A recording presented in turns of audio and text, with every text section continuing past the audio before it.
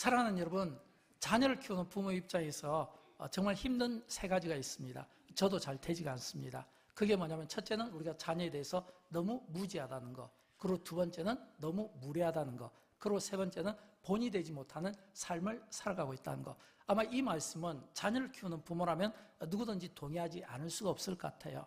왜냐하면 우리가 자녀를 키우는데 이 세 가지 때문에 참 이렇게 애를 먹고 마음 아픈 이런 때를 우리가 경험하기 때문입니다. 근데 더 중요한 것은 자녀를 교육하는 부모에게 이 세 가지가 어렵다고 해서 이걸 포기하면 어떻게 될까요? 만약 포기하게 되면 그 자녀들의 그 믿음이 이제 우리 부모를 통해서 계승되지 못하고 이 신앙이 흘러가지 못하지 않겠습니까? 우리가 과거 우리 부모님을 한번 생각해 보면 우리 부모님들이 우리 자녀를 위해서 어떤 노력을 했는가, 어떤 기도를 했는가, 그리고 어떤 마음의 간절함을 가지고 자녀를 위해서 기도하고 오늘 우리를 이 자리까지 이끌어 주는가. 사실은 여러분, 우리가 이 자리에 선 것은 물론 이거는 구속사적인 맥락에서 보면 하나님의 전적인 은혜가 맞습니다. 또 하나님의 섭리 가운데 우리가 이 자리에 서 있는 것도 맞습니다. 그러나 인간의 또 육의 부모가 되는 우리 부모님들의 그 노력과 그 수고를 또 우리는 빠뜨리면 안 되잖아요. 왜냐하면 그분들의 그 수고와 헌신이 오늘의 저를 목사 만들었고 또 여러분을 또 이 자리에 세워준 줄로 믿습니다. 저는 그런 의미에서 오늘 우리 시대에 우리가 우리 자녀들을 제대로 양육하지 못하고 그리고 믿음을 계승시키지 못하면 어떤 결과를 가져올까요? 믿음이 끊기게 되겠죠. 믿음이 끊기게 된 것. 저는 이렇게 영적인 의미에서 우리 사회를 이렇게 한번 바라보면 정말 안타까움을 많이 느껴요. 그중에 가장 큰 안타까움은 오늘 이 세대가 너무 영적으로 혼미하다. 마치 사사시대를 살아가는 것 같은 그런 느낌을 지우지 않을 수가 없는 겁니다. 여러분, 우리가 사사시대 하면 두 가지 특징을 우리가 떠올려 볼 수가 있죠. 첫째는 이 사사시대는 이게 배경이 뭐냐면 광야의 3세대입니다. 왜냐하면 사사기 1장 1절을 보면 어떤 말씀이 나오냐면 여호수아가 죽은 후에 이렇게 나오거든요. 여호수아가 죽은 후에. 이거는 굉장히 중요한 의미를 가지고 있어요. 왜냐하면 여호수아가 죽은 후에 그러면 이 광야 1세대 모세와 아론을 중심으로 해서 이 출애굽한 이 세대가 있고 또 2세대 또 여호수아와 갈렙이 중심이 돼서 정복 전쟁할 때가 있고 근데 사실은 개척하고 정복한 이런 이 세대, 이 광야 세대는 사실은 굉장히 은혜가 넘치는 세대입니다. 왜냐하면 막 반석을 깨뜨리면 물도 나오잖아요. 또 막 이 구름 기둥과 불 기둥으로 하나님께서 우리를 더위로부터 가려주시고 추위로부터 보호해 주시잖아요. 그러니까 사실은 1, 2세대는 은혜 세대라고 말씀드릴 수 있고 또 이 1, 2세대는 거기에는 지도자가 있었어요. 지도자. 모세라는 위대한 지도자가 있었고 여호수아라는 위대한 지도자가 있었어요. 근데 이 광야 3세대는 사사시대의 전체의 배경이 되는데 여기에는 두 가지가 없어요. 첫째는 이 사사시대는 그 배경이 굉장히 풍요로운 배경이잖아요. 이 풍요와 이 번영이 결국은 그 시대의 사람들의 그 영적인 상태를 어떻게 했냐면 무뎌지게 만드는 거예요. 하나님을 잊게 만드는 겁니다. 왜 무뎌지게 만들었을까요? 여러분, 우리가 가난하고 고난을 받으면 그 가난과 고난 또는 연단 앞에서 우리는 겸손해집니다. 그래서 우리는 하나님 앞에 구합니다. 근데 이 풍요는 뭔가 우리를 자만하게 만드는 거예요. 나태하게 만드는 거예요. 그러다 보니까 영적으로 무뎌져서 하나님을 잊게 되고 또 중요한 것은 이 사사시대는 지도자가 없었잖아요. 왜냐하면 사사시대는 왕도 없었죠. 재판관도 없었죠. 또 제사장도 없었죠. 그러니까 한마디로 봐서 굉장히 영적인 이런 혼미한 상태에서 지도자에 대한 이런 굉장한 목마름을 가지고 있다라고 하는 겁니다. 그런데 사사시대에 두 번째 특징이 있어요. 이 두 번째 특징은 사람들이 자기 소견에 옳은 대로 행하던 시대다라고 하는 겁니다. 이 사사기 이 마지막 21장에 보면 그 말미 부분에서 이 사사기의 결론을 나오는데 그 결론이 뭐냐면 그때 이스라엘에 왕이 없으므로 사람이 각기 자기의 소견에 옳은 대로 행하였더라 이랬거든요.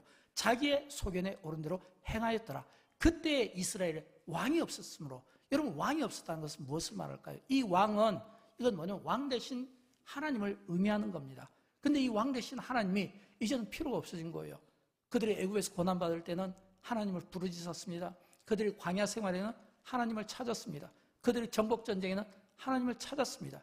근데 이제 평안한 이런 어떤 시대가 되다 보니까 이 풍요에서 이제는 하나님이 필요가 없어요. 왜냐하면 내가 왕이 되고 싶은 거예요. 그래서 이 사사시대는 특징이 뭐냐면 전부 자기 소견에 옳은 대로 행하였더라. 이 말은 이제는 하나님 필요 없습니다. 우리가 대신 하나님을 대신해서 내가 왕이 되겠습니다. 내가 재판관이 되겠습니다. 내가 제사장이 되겠습니다. 전부 자기 소견에 옳은 대로. 그러니까 굉장히 무질서한, 굉장히 영적으로 혼란한 이런 시대를 살아가고 있는데, 근데 여러분 가만히 생각해 보시면 이런 영적인 이 혼미한 시대에서 무엇을 기대할 수 있겠습니까? 우리가 신앙생활할 때 가장 중요한 건 본질과 내용이잖아요. 근데 우리가 신앙생활할 때 이 본질과 내용에 있어서 우리는 얼마만큼 이런 풍요 속에서 이 신앙의 본질 또는 이 내용에 우리가 충실할 수 있겠습니까? 사람이 이 앞에서도 말씀드렸지만 고난을 받고 연단을 받으면 겸손해진다고 했잖아요. 그러나 이 풍요는 사람을 교만하게 만들어요. 교만하게 만든다는 것은 그 신앙의 그 본질과 내용을 흐트러 놓는 겁니다. 예를 들어서 예배는 있어요. 근데 그 형식과 그 방법이 우상숭배예요.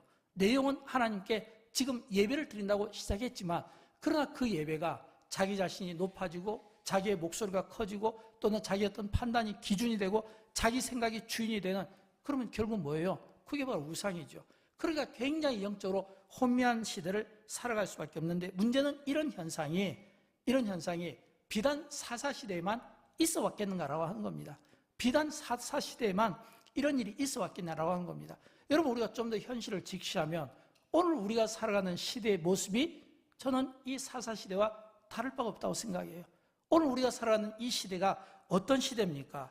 어떤 의미로 보면 사사시대의 축소판이라고 볼 수가 있어요. 왜냐하면 우리 부모님 세대, 우리 선대는 고생을 많이 했잖아요. 전쟁도 겪어봤잖아요. 가난도 겪어봤잖아요. 이런 여러 어려움들을 겪으면서 그 어려움을 믿음과 신앙의 힘으로, 그 배고픔을 신앙의 힘으로 견뎌내려고 하는 그런 노력들이 있었잖아요. 저는 3대 기독교 집안에서 자랐습니다. 그래서 저는 저희 조부를 보면서 많은 생각들을 해요. 왜냐하면 저희 조부는 장로님 신분이었거든요. 그럼에도 불구하고 무려 7개, 평신도 지도자로서 7개 교회를 개척했고, 또 저희 부친께서는 목사님이셨거든요. 3개를 또 개척하셨고, 그러니까 저는 저희 조부를 보면서 또 저희 부친을 보면서 그 선대 신앙을 보면서 체험 신앙이 얼마나 중요한가를 많이 배우게 된 겁니다. 기도 신앙이 얼마나 중요한가를 많이 배우게 된 겁니다. 왜냐하면 저희 조부께서 처음 예수를 믿게 될 때 그 동기가 뭐냐면 폐병이었거든요. 그 당시 폐병에 걸리면 죽는 시대였습니다. 의사가 없으니까. 근데 그 폐병에 걸렸는데 어느 분이 지나가는 말로 저기 충청북도에 용문산이라는 곳인데 거기에 막 훌륭한 목사님이 계신데 거기 가서 나무뿌리 붙잡고 기도하면 병을 고침받는다고 하니까 그 순수한 마음에 병 고치고 싶어서 가서 붙잡고 기도했더니 진짜 병이 났은 거예요. 그런 체험신앙이 저희 조부에게 있어요. 저희 부친은 움직이는 종합병원이었어요.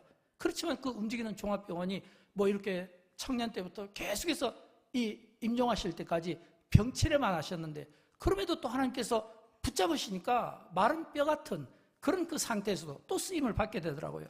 그러니까 이게 무슨 말이냐면 체험신앙이거든요. 저희 어머니께서도 제가 아주 어렸을 때 장티푸스로 고생을 하셔서 죽으려다 그 죽음의 문턱에서 역시 또 기도받고 살아나셨거든요. 기도하고 살아나고 기도 응답받고 살아나고 기도의 체험이 있고, 근데 부끄럽게도 저에게는 그게 없어요. 저희 조부님이 가졌던, 저희 부친이 가졌던 그런 그 기도의 체험이 저에게는 없습니다.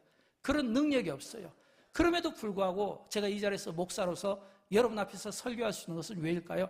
비록 저는 저희 선대의 어떤 그런 믿음의 이런 신앙을 제가 본받지는 못했지만 간접적으로 경험은 했잖아요. 아, 기도하면 문제가 해결받더라. 기도하면 응답받더라. 저는 약해서 응답을 못 받지만 그러나 기도하면 응답받는다는 거.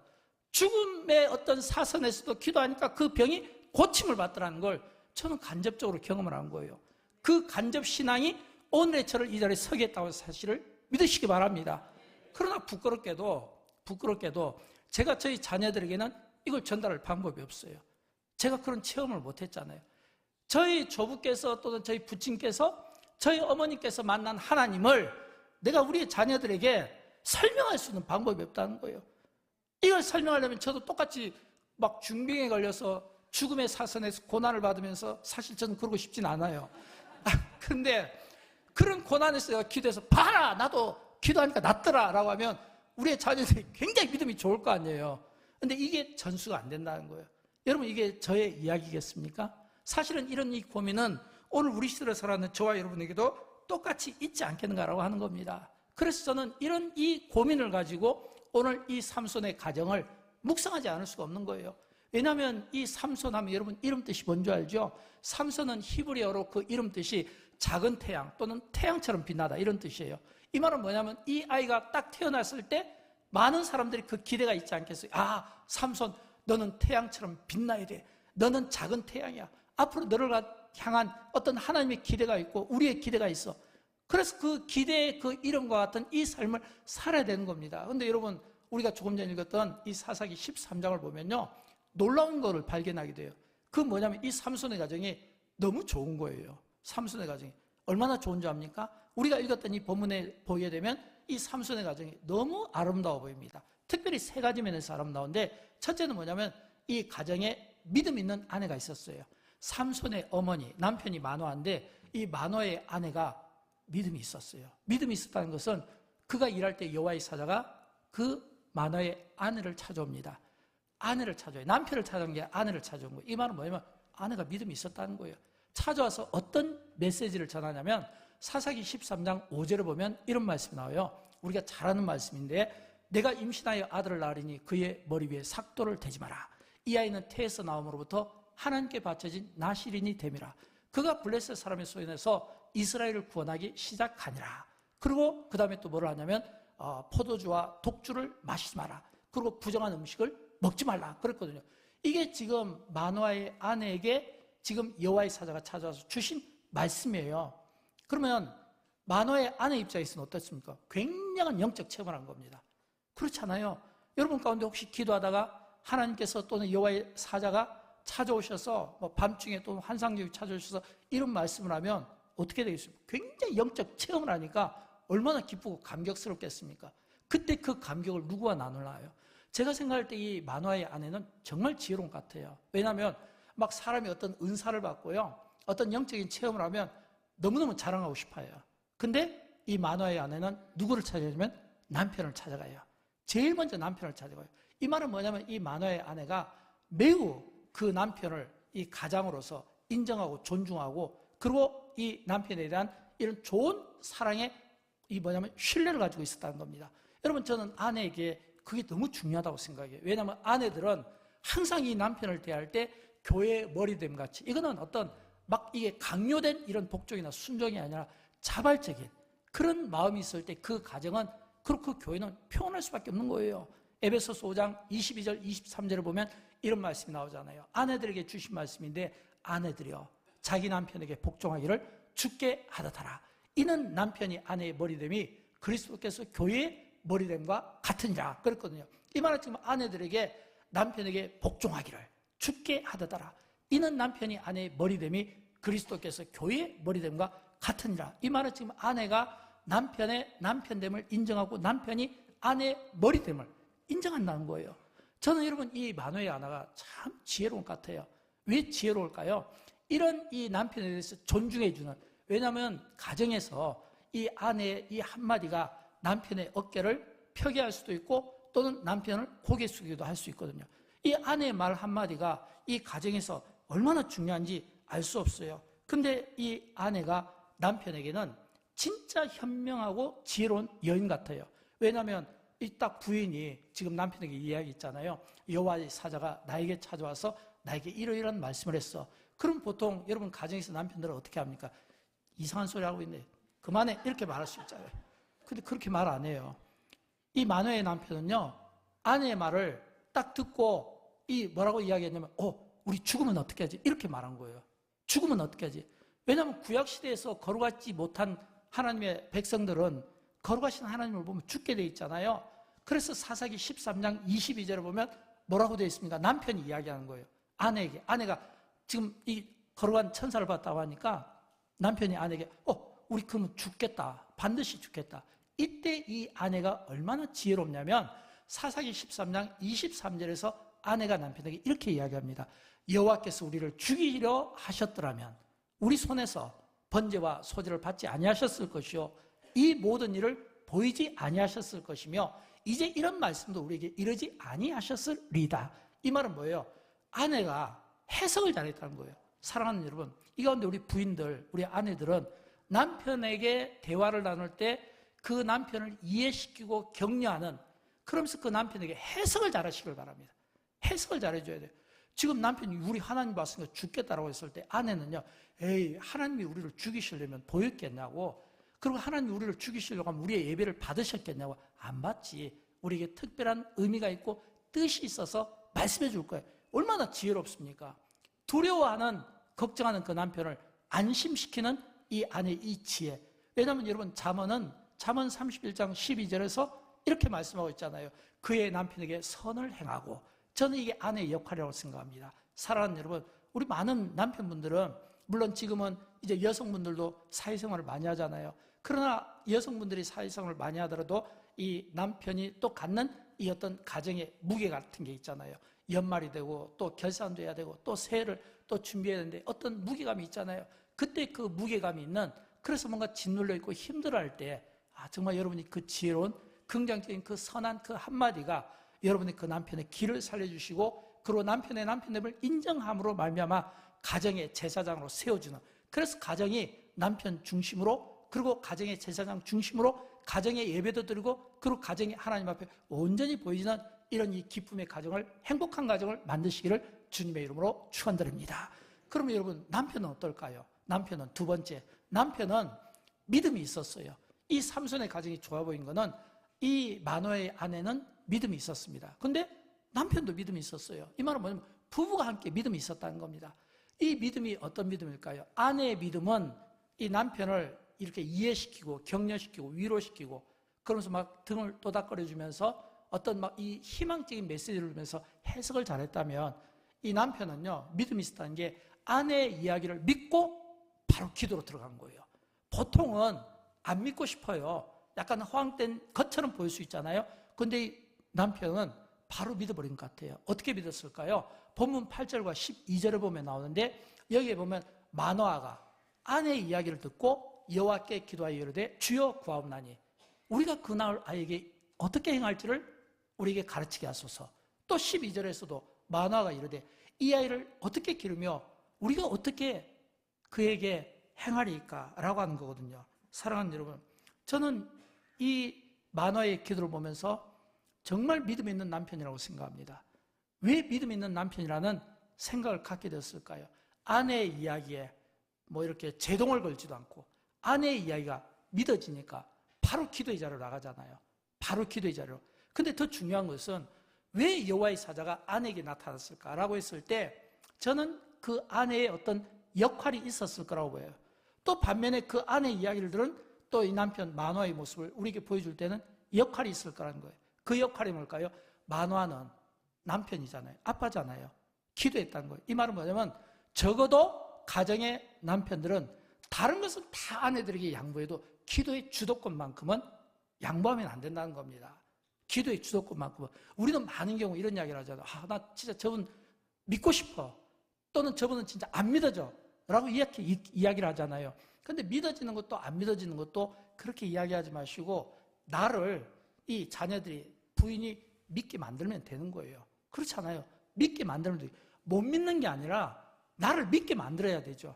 그러니까 이 남편이 지금 기도했다는 것은 다른 건 몰라도 가정의 주도권만큼, 기도의 주도권만큼은 빼앗기지 않겠다는 거. 이게 지금 이 뭐냐면 마노아의 모습에서 우리가 보게 되는 거거든요. 저는 사랑하는 우리 많은 남편분들이 이렇게 부인들과 어떤 의견 충돌이 있을 때 다 양보하십시오. 그게 편한 길입니다. 그게 또 노년에도 집에 들어갈 수 있는 이유가 됩니다. 식사도 해야 되잖아요. 반드시 그게 필요할 것 같아요. 근데 딱 하나, 기도의 주도권, 이건 뭐냐면 영적 제사장이잖아요. 이것만큼은 포기하지 마십시오. 그래서 우리 자녀들이, 우리 아내가 남편인 그 기도를 믿게 만드십시오. 자녀들이 그 아버지 그 기도를 믿게 만드십시오. 이 기도의 이 주도권을 반드시 저와 여러분이 사용할 수 있기를 우리 모든 남편분들에게 주님의 이름으로 축복합니다. 반드시 사용할 수 있어야 돼요. 세 번째는 뭐냐면, 여러분 이 삼손의 가정에는 가정 예배가 있었어요. 가정 예배가. 이 지금 이 뭐냐면 마노아와 그 아내가 지금 그들에게 찾아오신 이 여호와의 사자 두 번이나 찾아왔거든요. 근데 이 두 번이나 찾아온 이 여호와의 이 사자를 향해서 질문합니다. 누구십니까? 그러니까 여호와의 사자가 오늘 보면 18절에서 이야기하는 거예요. 여호와의 사자가 그에게 이르시되 어찌하여 내 이름을 묻느냐? 내 이름은 기묘자라 이랬거든요. 기묘자라는 것은 영어로 원더풀이에요. 놀라우신 분이라는 거예요. 놀라우신 능력을 행하시는 분이라는 거예요. 그러니까 이 기묘자라는 이 이름 앞에 이 마노아와 그의 아내가 어떻게 했을까요? 제단을 쌓은 겁니다. 제단을 쌓았다는 것은 뭐냐면 부부가 제단을 쌓았다는 것은 우리가 여러 해석이 있겠지만 가정예배를 드렸다는 의미 아니겠습니까? 그래서 오늘 본문 19절과 20절을 보면 어떻게 가정예배를 드렸는지 우리 같이 한번 읽어보도록 하겠습니다. 이에 마노아가 소제물을 가져다가 바위 위에서 여호와께 드리매 이적이 일어난지라. 마노아와 그의 아내가 본즉 불꽃이 제단에서부터 하늘로 올라가는 동시에 여호와의 사자가 제단 불꽃에 휩싸여 올라간지라. 아멘. 사랑하는 여러분, 저는 이 말씀을 보면서 참 많은 생각들을 하게 됩니다. 왜냐하면 이 지금 마노아와 그의 아내가 지금 이 염소새끼와 소제를 가지고 지금 예배를 드렸잖아요. 근데 예배를 드렸는데 놀랍게도 이 예배를 드리는데 불꽃이 제단에서부터 하늘로 올라가는 거예요. 또 동시에 여호와의 사자가 제단 불꽃에 휩싸여서 올라가니라. 보통 우리는 이런 경우 어떤 생각을 하게 되냐면 이거 여호와의 임재다 이런 생각을 하게 되잖아요. 지금 이 표현은요, 적어도 이 삼손의 아버지 어머니 이 부부의 이 기도를 예배를 지금 하나님께서 받으신다는 거예요. 받으신다는 거예요. 그리고 동시에 하나님의 임재가 지금 그 가운데 있다고 하는 겁니다. 이 말은 가정 예배 그 제단에 이런 하나님의 임재의 영광이 있다고 하는 겁니다. 사랑하는 여러분, 예배는 이런 기적이 있음을 믿으시기 바랍니다. 아벨이 왜 축복을 받았을까요? 예배를 잘 드려서 그래요. 아브라함이 왜 믿음의 조상이 되었을까요? 예배를 잘 드려서 그래요. 지금도 마찬가지입니다. 하나님은 찾으십니다. 누구를요? 두세 사람이라 할지라도 내 이름으로 예배하는 그들을 하나님은 찾으시는 거예요. 전심으로 여호와께 향하는 자들을 하나님은 찾으시는 거예요. 지금도 찾으시는 거예요. 왜일까요? 저는 믿습니다. 무엇을요? 예배를 통해서 치유가 일어난다고 믿습니다. 예배를 통해서 고침이 있다고 믿습니다. 예배를 통해 기적이 일어난다고 믿습니다. 예배를 통해 우리의 속사람이 변화된다고 믿습니다. 예배를 통해 우리의 심령이 강건해진다고 믿습니다. 예배를 통해 이런 놀라운 역사가 일어난다고 하는 이 사실을 믿는다라는 겁니다. 그리고 하나님은 지금도 이런 예배하는 자들을 찾으시는 거예요. 가정에서 예배드린 자를 찾으시고, 교회에서 예배드린 자를 찾으시고, 직장에서 예배드린 자를 찾으시는 그 예배자가 저와 여러분이 영광교회가 될 수 있기를 진심으로 축복합니다. 근데 사실은 우리가 딱 이렇게 하고 설교를 끝나면 얼마나 좋습니까? 그러면 너무 좋아요. 근데 사실은 이 설교를 듣는 내내 저도 그렇고 여러분도 그렇고 두 가지 질문이 굉장히 여러분을 불편하게 할 거예요. 그건 뭐냐면 말이 안 되잖아 목사님. 어떻게 해서 삼손이 이래요. 삼손의 망가진 인생이고 망나니 같은 인생인데 어떻게 망나니 같은 이 인생에 이 출발이 이렇게 아름다울 수가 있어요. 그리고 이 망나니 같은 이 삼손이 또 우리는 결론을 알고 있잖아요. 그거 어떻게 인생이 무너졌는지. 그런데도 불구하고 어떻게 그에게 이런 믿음 좋은 아빠 엄마가 있었냐는 거예요. 이거 도저히 이거 딜레마입니다. 이건 진짜 믿기지가 않는 거예요. 그래서 한번 생각을 해본 거예요. 삼손의 이 가정에 이런 놀라운 은혜가 있는데 그런데도 불구하고 왜 이 삼손의 가정이 그처럼 무너졌을까? 누구 잘못인가? 누구의 탓인가? 라고 하는 것을 한번 생각해 보게 된 겁니다. 여러분, 삼손의 잘못일까요? 부모의 잘못일까요? 이걸 한번 생각해 본 겁니다. 근데 이 사사기 13장을 읽어보면 이 내용에서 실제로 삼손에게 준 말씀은 한 절이고 누구에게 주냐면 다 부모에게 준 말씀이거든요. 그렇다면 우리는 이렇게 생각할 수 있잖아요. 삼손이 인생이 망가진 것은 사실은 삼손을 탓하기보다는 부모를 탓해야 된다는 겁니다. 저는 그런 의미에서 이 마노아의 이 부부에게서 이 아들을 교육시킬 때 두 가지 실수를 발견하게 됩니다. 그 첫 번째 실수는 뭐냐면 먼저 아내인데 아내가 남편한테 여호와의 사자가 전해준 말이 있어요. 근데 그 말을 제대로 전달하지 못한 거예요. 여러분, 우리가 하나님의 음성을 듣는 것 중요하고 하나님의 말씀 계시를 듣는 것 중요해요. 근데 사실은 알아야 돼요. 내가 하나님의 계시를 받았다 또는 음성을 들었다. 그러면 그 들은 그 말씀에 대해서 우리가 놓치면 안 되는 게 뭐냐면 정확하게 전달을 해야 되는 거예요. 근데 우리가 정확하게 전달하지 못하고 앞에서도 말씀드렸잖아요. 이 사사시대의 문제는 뭐냐면 자기 소견대로 해석하고 자기 소견대로 결론을 내려버린다는 거예요. 그러다 보니까 이 아내가 놓친 게 있어요. 오늘 본문에 보면 나오는데 그 본문에 보면 어디에 나오냐면 3절부터 5절까지입니다. 여기 보면 좀 본문이 긴데 3절부터 5절까지는 여호와의 사자가 아내에게 지금 이야기한 거예요. 마노아의 아내에게. 근데 7절 말씀은 마노아의 아내가 누구에게 이야기했냐면 지금 그 마노아 남편에게 이야기한 겁니다.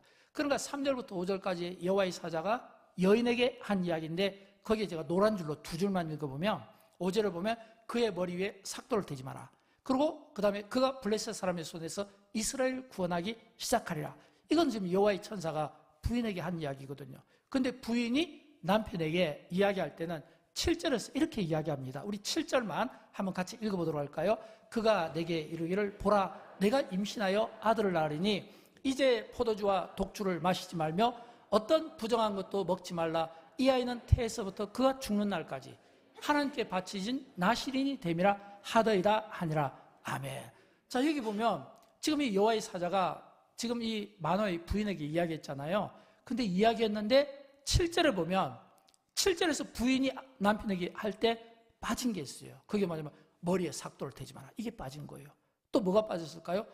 이 삼손은 블레셋 사람의 손에서 이스라엘을 구원할 자라는 거예요. 이게 빠진 거예요. 그러니까 나중에 삼손이 어떻게 합니까? 그가 나중에 이게 어떤 인간의 어떤 육신의 그 삶을 살며 방탕할 때에 실수하잖아요. 그 실수가 뭐냐면 자꾸 자기 약점을 쉽게 노출하잖아요. 머리에 삭도를 대지 말라고 하는데 이 말씀을 귀중히 여기지 못했다는 겁니다. 다시 말하면 이 말을 부모로부터 깊이 교육받지를 못했다는 겁니다. 처음에는 낙타뼈로 막 이 블레셋 사람을 죽이기도 했어요. 근데 나중에 이 삼손의 싸움은 전부 이스라엘을 블레셋 사람의 손에서 구원하기 위한 싸움이 아니라 자기 육신의 욕망을 채우기 위한 싸움이었잖아요. 그러면서도 또 불구하고 여호와의 사자가 한 말과 다르게 이 마노아의 부인이 남편에게 할 때는 뭐냐면 그는 죽는 날까지 사사했다는 겁니다. 죽는 날까지. 여러분, 죽는 날까지 사사가 아니에요. 그 사사가 지켜야 될 규례가 있잖아요. 그걸 어기면 그때부터는 사사가 될 수가 없는 거예요.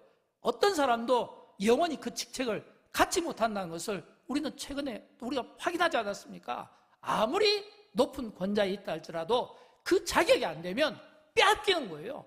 그러니까 영원한 사사는 있을 수 없는데 뭐냐면 아내가 남편에게 우리 아들은 태어나면 죽을 때까지 사사야. 죽을 때까지 사사야. 그런 거 없어요.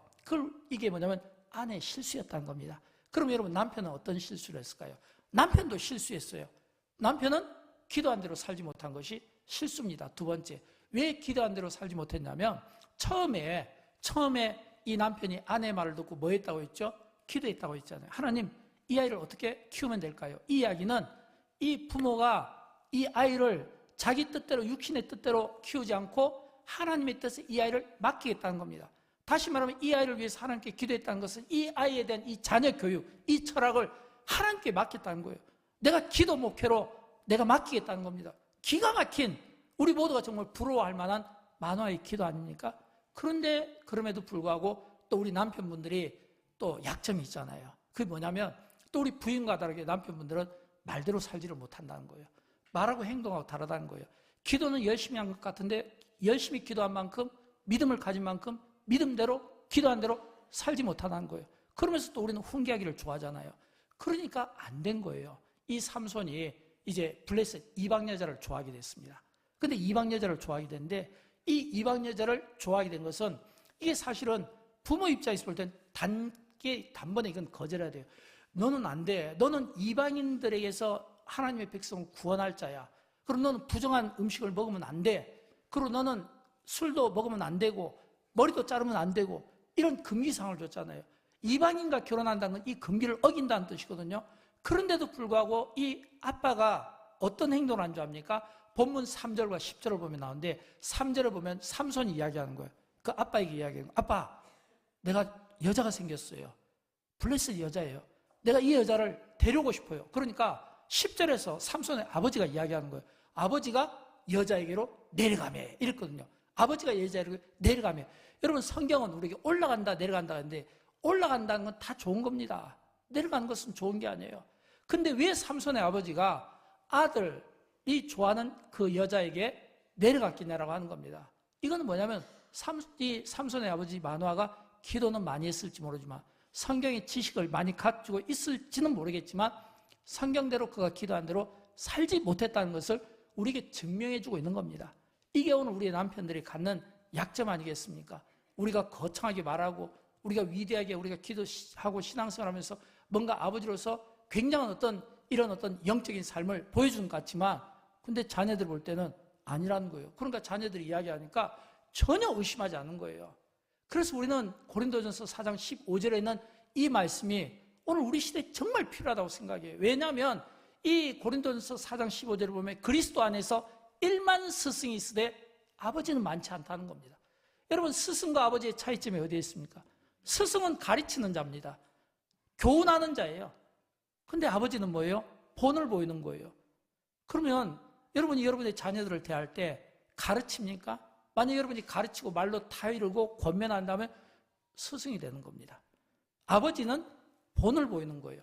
근데 사실은 잘 안 되잖아요. 저도 안 되잖아요. 여러분도 안 될 거예요. 왜냐하면 우리는 다 가정에서 아버지가 되고 싶지만 실은 스승이 되어 있는 우리의 모습을 우리가 보기 때문이에요. 그러니까 이게 얼마나 사실은 힘든 이런 삶을 우리가 살아가고 있는가라고 하는 것입니다. 사랑하는 여러분, 여러분이 정말 이 가정이 회복되기를 원하십니까? 정말 여러분이 여러분의 자녀들이 영적으로 성공하고 잘 되기를 원하십니까? 왜 삼손이 이렇게 되었을까요? 왜 삼손이 이방 여인에게 마음을 주었을까요? 왜 삼손이 그 이방 사람들을 찾아갔을까요? 그건 뭐냐면 이 삼손이 어떤 호기심을 자꾸 자극하게 되는데 이 호기심을 자극한 것은 다르게 이야기하면 그 부모가 제대로 못 가르친 거예요. 엉성하게 가르쳤다 이거예요.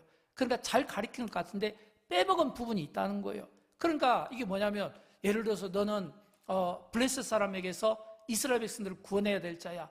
이 말은 지금 너의 정체성이 뭐냐면 너는 하나님의 사람이고 너는 사사로서 정체성을 가지고 있고 너는 그리스도인으로서 고난받고 박해받는 자들을 위해서 너는 크게 쓰임을 받아야 돼. 이게 지금 뭐냐면 이 삼손에게 계속 들려지는 말씀인데 이게 전달이 안 된 거예요.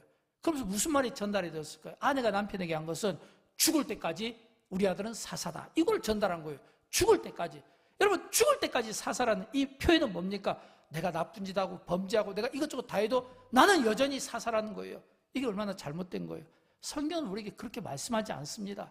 그런데 우리는 그렇게 믿고 싶은 거예요. 난 죽을 때까지 목사고 나는 죽을 때까지 장로고 나는 죽을 때까지 권사고. 그게 아니에요. 하나님은 우리가 필요한 만큼 우리를 필요에 따라 쓰시지만 그러나 우리가 하나님 앞에 바르게 살지 못하면 얼마든지 우리는 뭐예요? 그 자리를 빼앗길 수밖에 없다는 이런 성경과 역사의 교훈을 우리가 깊이 생각해야 된다는 겁니다. 저는 여러분 그런 의미에서 우리는 다시 한번 고민을 해봐야 돼요. 이 삼손을 보면서 왜 이처럼 좋은 믿음의 가정에서 망나니 같은 자식이 태어나게 된 거야? 이게 누구 잘못인가? 이게 삼손의 잘못인가? 부모의 잘못인가? 적어도 성경은 우리에게 삼손보다는 그 부모의 책임이 있음을 우리에게 보여주고 있는 겁니다. 그러므로 여러분이 진짜 여러분의 자녀들이 신앙생활 잘하고 가정이 회복되고 정말 여러분의 자녀들이 영적인 이런 어떤 삶을 살기를 원하고 영광교회 다음 세대 이 비전을 실행시키고 이 다음 세대 이 비전이 진짜 열매를 맺게 하기 위해서는 이 자녀들에게 흘려보내야 되잖아요. 저는 선대의 우리 부모님의 그 신앙을 보면서 간접적인 이 경험이 저를 만들었어요. 근데 우리에게는 그런 풍요가 그런 어떤 깊은 심오한 그런 생각들을 별로 갖지 못하게 하는 겁니다. 제가 최근에 한강 씨의 책을 자꾸 읽으면서 이 독서에 참 깊은 이분의 어떤 사상을 참 발견하게 되는데 저는 이분은 기독교인이 아니에요.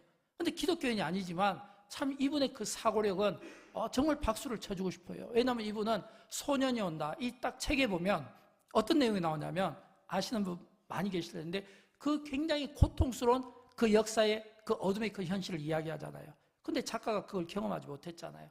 작가가 경험하지 못하니까 작가가 그 아픈 그 시대의 그 상황을 경험하기 위해서 생각하고 또 생각하고 이해하고 또 이해하고 생각하고 이해하고 생각하고 이해하고 이걸 계속 반복할 수밖에 없다는 거예요. 왜냐하면 자기가 그 어떤 작품을 만들어내기 위해서 이 펜으로 쓰는 것은 간단하지만 그러나 이 작품을 만들면서 펜으로 써내려갈 때 그 아픔을 본인이 직접 체험하고 이해하기 위해서는 계속 그 생각을 또 이해를 또 생각과 또 이해를 계속 반복하면서 깊은 그 상황 속에 자기 자신이 딱 꽂혔을 때 비로소 피 흘리는 것이 얼마나 아픈 거다. 몸에 상처가 난 것이 얼마나 아프다. 배고픈 것이 얼마나 아프구나. 고통받는 것이 그 어떤 폭제, 그 어떤 이 독재의 그 압제 속에서 당하는 그 고통이 얼마나 아프구나 하는 것을 우리는 그냥 TV 모니터를 통해서 간단히 보면서 그럴 수 있는 거야 라고 이야기하는데 그게 아니라 그 상황 속에 들어가 보니까 진짜 처절한데 깊은 생각을 하지 않고는 끄집어낼 수 없는 이런 이 작가의 마음이 있잖아요. 저는 이 마음이 오늘 영광교회 특별히 우리 부모님들에게 작동이 돼야 된다고 생각합니다.